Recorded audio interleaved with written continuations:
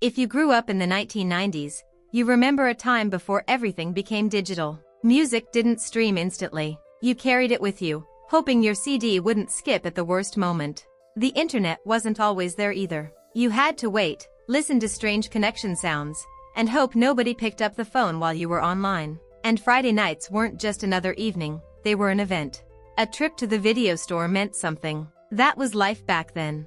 And looking back now, it really feels like we were the last generation to experience it this way.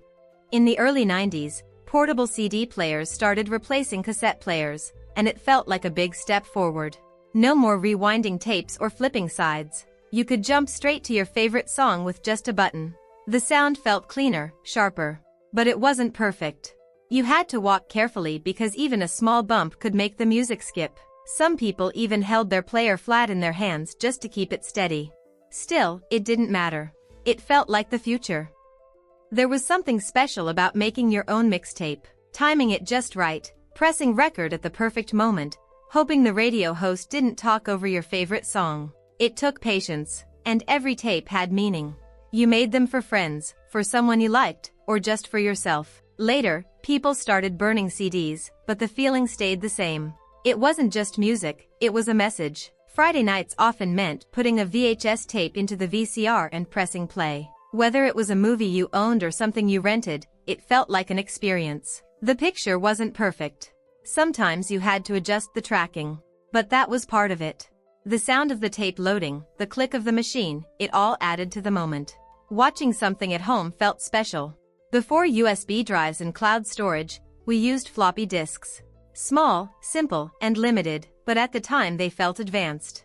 You saved your files, listened to the drive spin, and hoped everything worked properly. It wasn't fast, and it didn't hold much, but it got the job done. Going to a video rental store was an experience on its own.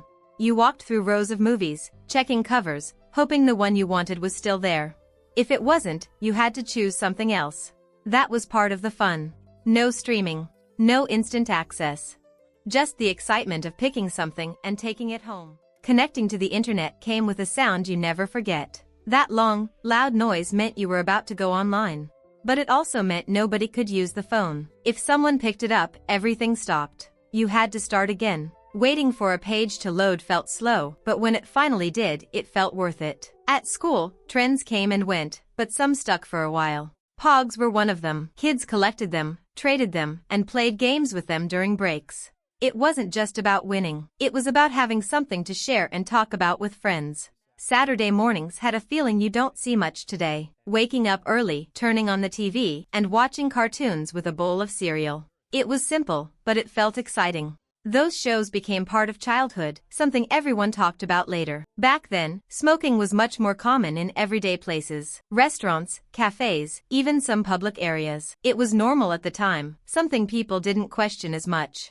Today, things have changed a lot, and the difference is clear. Taking photos wasn't instant. You used disposable cameras, took a few shots, and waited days to see how they turned out. Some were blurry, some didn't come out right, but that was part of the fun.